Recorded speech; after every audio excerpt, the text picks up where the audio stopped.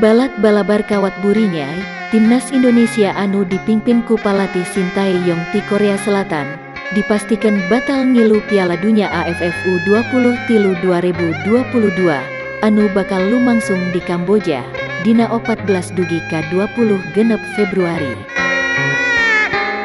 Alasan batalna teh, patali jeung ulu biungna timnas Indonesia dina Piala Dunia AFF U20 tilu 2022, anu dibewarakeun ku PSSI, dina dinten Jumaah, 11 Februari 2022. Dumasar kana bewarati PSSI eta, aya dua alasan anu ngajadikeun timnas Indonesia ngabatalkeun ulu biung dina Piala Dunia AFF U20 tilu 2022. Kahiji, timnas Indonesia katarajang sasalat COVID-19, sanggeus 7 pamain jeung hiji palatih dites positif COVID-19. 7 pamain anu positif COVID-19 teh nyaeta Ronaldo Joy Beraer Junior, Muhammad Ferrari, Braif Fatari, Taufik Hidayat, Irfan Jauhari, Ahmad Figo Ramadhani, jeung Cahya Supriyadi. Sajaba ti eta, aya 4 pamain anu nungguan di karantina, sabab sakamar jeung anu katarajang COVID-19. 4 pamain eta nyaeta Alveandra Dewangga, Genta Alparedo, Muhammad Kanu Helmiawan, jeung Marcelino Ferdinand.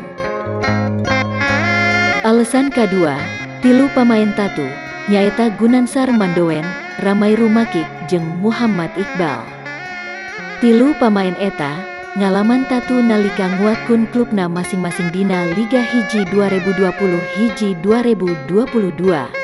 Kaayan eta ngajadikeun Sintayong ngirim surat resmi ka federasi sarta ngusulkeun pikeun ngabatalkeun jabung tumalapungna Indonesia dina Piala AFF U20 sarta hasil pamentas Sintayong teh laju dirloris ku pihak PSSI. Sanggeus ngaliwatan diskusi antara Ketua Umum PSSI Muhammad Iriawan, Wakil Iwan Budianto, Sekjen Yunus Nusi, Direktur Teknis Indra Syafri, jeung palatih Sintayong, akhirna diputuskeun pikeun ngabatalkeun jabung tumalapungna Indonesia dina eta turnamen teh. Dicutat tina situs resmi PSSI, Sekjen Yunus Nusi nandeskeun, kacida kaduhungna, inyana kudu ngabatalkeun Indonesia ngilu dina Piala AFF U20 teh, kusabab alasan tadi, pihakna menta dihampura ka sadaya pihak, sabab kaayan tur kanyataan ieu, lain kahayangna.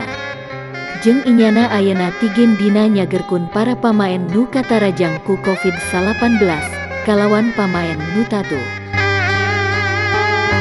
Sakitu nu kapihatur, ti langit balabar kawat burinya nu ngamancanagara, ngabewara.